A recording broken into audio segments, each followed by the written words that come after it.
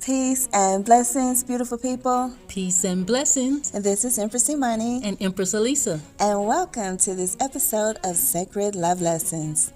Do you feel there is more to life than you are currently experiencing? When you are out of alignment with your soul energy design, it impacts how you feel physically and emotionally. It affects how you show up and impacts every part of your life. Our Sanctuary Blueprint Clarity Coaching will help you tap into your soul energy design. Together, we will help you get rooted and empowered in your life. Follow the calling of your soul. Discover, align, connect. Book your clarity coaching session today at yoursanctuaryblueprint.com. That's yoursanctuaryblueprint.com. In celebration of the 1111 portal, we are talking about sacred partnerships. Now, what are sacred partnerships? Sacred partnerships are the language of the soul. This year's 1111 portal is the number 9. Now, how do I get that number? I add up all the numbers, 11, 11, 20, 21, and I end up with the number 9. The number 9 is the number of completion. So, in celebration, in honor of this year's portal, we're talking about new paradigms, releasing old paradigms and embracing new paradigms. Now, in the old paradigm, as it relates to relationships and marriages and things like that, those relationships were for the purpose of people surviving physically. Yeah, they were more so interested in what's in it for me. Right. Looking for emotional security, economic reasons. How much does a person make? What kind of car they drive and what kind of clothes? What kind of degrees do they have? How do they look? Are they, beautiful to look at? Are they fine? Yeah, superficial things like that. Right. Trying to get with somebody because you want to have a regular sex partner. Yeah, you think you'll have pretty kids together. Right. Things like that. Dumb stuff. And some of this stuff I actually heard. Yeah, actually, these are things I've heard from people, so these aren't things we're just saying. Right. And actually, some of these things were things that I used to look for in people, like, were they degreed? Had they gone to college? It wasn't a requirement, but I did look for that to see if the person was a finisher, because I didn't want a quitter. Yeah, I did look for things like that. And that also to find someone who was intellectually compatible with me as well. Right. So the new paradigm, is all about sacred partnerships. Now, this relationship model is built on what's in it for us. Yes, what's in it for us. And so this is not just about thinking about yourself or thinking about leverage. It's about a win-win for each other. It's about the relationship you have with yourself, the relationship you have with each other, and the relationship you have with the universe. Absolutely. It's how you connect and how you express yourself in the ways that you communicate your thoughts, you communicate your feelings, you communicate your ideas, and you're compatible on those levels. Right. What's in it for us? Now, in this, we're talking about being aligned on a vibrational level, on a frequency level, on a soul level. It's about connection. It's not about attachment. Absolutely. And when you're with someone that you connect with vibrationally, this increases your manifestations ability. Right. So how do you find someone that's on your soul level, which is the new paradigm? That's what we're talking about in sacred partnerships. Someone on your soul level. So the first thing you want to look for is you want to look for good energy. Like, this is really our ground zero. It's not even a number. It's a ground zero, because you need to do this off top. Now, people will lie. Okay, let's just go and put it out there. Yeah. People will lie, but energy will not lie. Yeah, absolutely. One of my favorite things to say is people make stuff up all the time. They do. And they do. But their energy is never, ever a lie. It always speaks the truth. And you'll know if that energy matches your energy. Right. And that is something that's very, very important to have. Right. And I'm just give you an example. We were in Spain, in Alicante, Spain, back in 2018. Yes, 2018. And wife goddess Alisa had gone. We were at Mac Cafe, aka McDonald's in the United States, but in Spain they call it Mac Cafe. Right. So, and it was dark. It was at night. Alisa had gone into Mac Cafe, and I was so enamored with the fact that they had a Mac Cafe. The menu was different. Yeah. The whole setup was different. So I'm looking at all the detail right outside the shop. So I'm standing right outside the door and I'm filming, right? And at that time, I used to film all the time. So I'm filming. So this guy, a stranger, he comes up to me. And because he thought I was taking his picture or filming him, he comes up to me and he was like, "Are you taking my picture?" And I was like, "No." I showed him that I was doing a selfie. And I was like, "Well, do you want me to take your picture?" He was like, "No, it's just a lot of seedy people around here." So what happened next? Well, at that point, I'd already, beelined it over there to where she was because I saw this guy approaching her, talking to her. But the fact is, his energy wasn't off. Right. His energy was good. Right. He didn't seem threatening at all. Mm-mm. He just wanted to make sure his picture wasn't being taken because there are a lot of city people out there. Right. And when he walked up on me, I picked up on his energy right away. And he was very non-threatening. He was way bigger than me. He was well very over. Tall. Yeah, he was well over 6 feet. Mm-hmm. But I could feel his energy, and his energy was good. So even though it was at night, I'm in a foreign country, talking to a strange guy who is like over 6 feet tall, and I'm 5 feet. That's what I have on my driver's license. I am 5 feet. And so that's what we're going with. Okay. Yes. And so, but his energy was good, and I did not feel threatened. Yeah, and I didn't feel like she was in any danger when I got over there, and I just kind of looked at the pictures with them and everything. Yeah, and he turned out to be a nice guy. So that's the first thing you want to do, is you want to make sure that your energy is a vibrational match with the person that you're connecting with. Now, just for the record, we're not only talking about intimate relationships. We're talking about people you do business with, people in your family, friends, associates, colleagues, just people across the board, even strangers, like I just told you in that example. You want to check for their energy. Yeah, you always check for energy, and the energy is easy to pick up on because people are very transparent with their energy. They can't hide it. Some people try, though. Some people will come to you and, like, for example, we're operating on the frequency of love.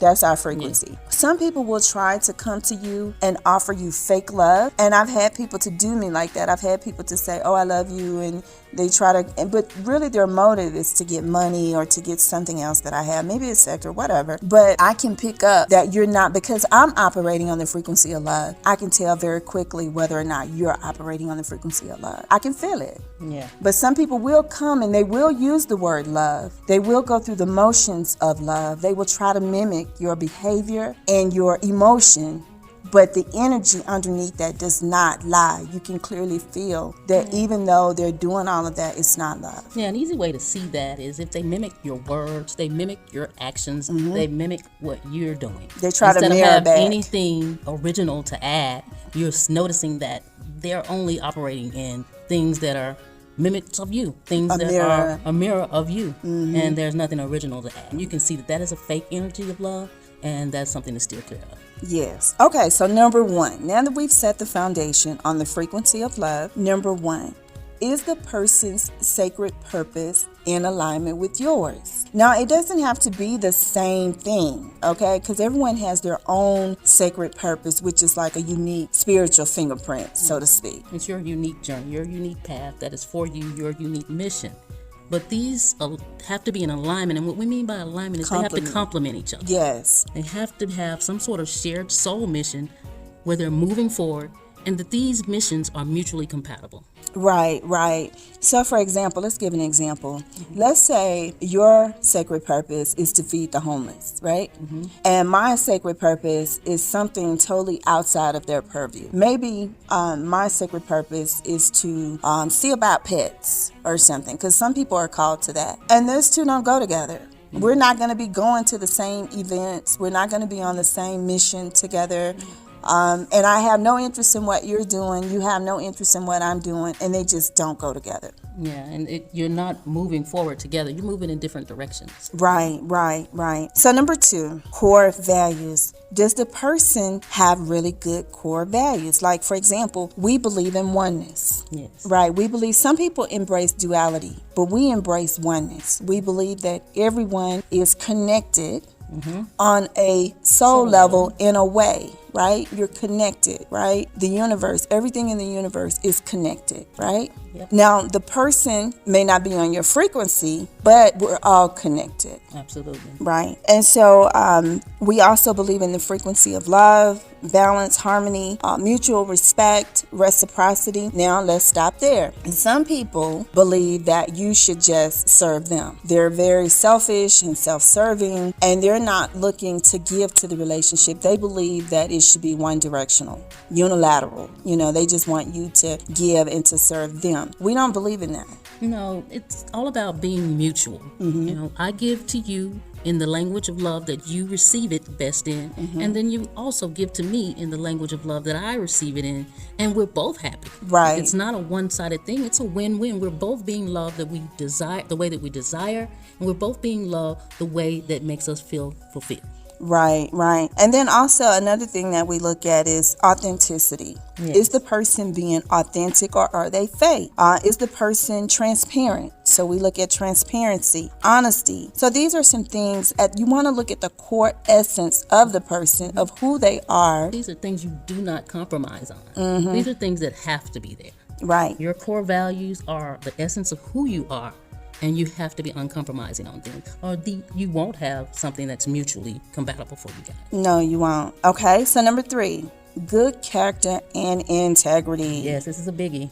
Good character and integrity. Is the person honest? Are they trustworthy? Are they kind? Yeah, are they a kind person? Are you a good person? Are you a person who's willing to help others? Or are you always just thinking about yourself? Now, some people, okay, let's stop there. Some people will help, but they'll help, quote unquote, air quotes, under the guise of they're trying to get something out of it. Yeah. What's in it for me? Right? And that's not real help. Most of the time, that's usually someone working to sabotage you. Yes. They're looking for help. They're offering help, so to speak, but they're actually looking to gain something for themselves instead of actually truly help you. Right. They're not trying to really help you. They have ulterior motives. So you want to be mindful of that. Okay. And then number 4, do you have similar focus and interest? Because you can be compatible on all the other points that we've made, and then you can get here and it could be a no-go. Yeah. For example, let's say, you guys know we used to live in South Florida. So let's say I wanted to build a home in South Florida. I wanted to, put roots and make that my permanent resident, right? But wife goddess Alisa wants to travel the world. And she wants to go and be free and see all these different things. But I don't want to do that, right? So now we have an issue because we don't have the same focus and interest, right? Absolutely. Now, in our case, good thing is that we both want to see the world. Yeah, we both want to travel the world and see the world. And there's no setting roots down for us anytime in the near future. So, yeah. A part of having these similar focus and interests is that your goals should match. You should be moving in the same direction. Right.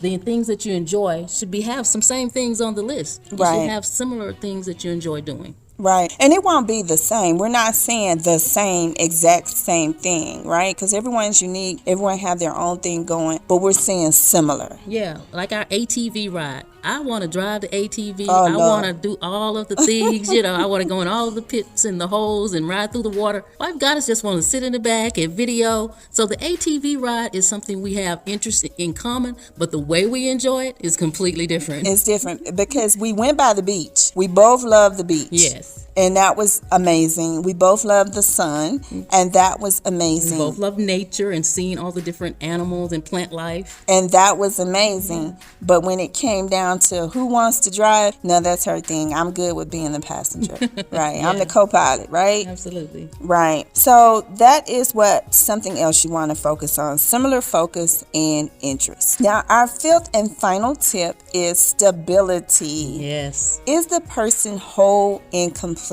When wife goddess and I came to the table with each other, we both came as 10s. Yes. Whole and complete within ourselves. Self-sufficient, able to stand on our own. We were not looking to each other for anything other than companionship and looking to share our love and our interest and focus and sacred purpose with each other. With each other. Right. We knew who we were. We knew what we wanted.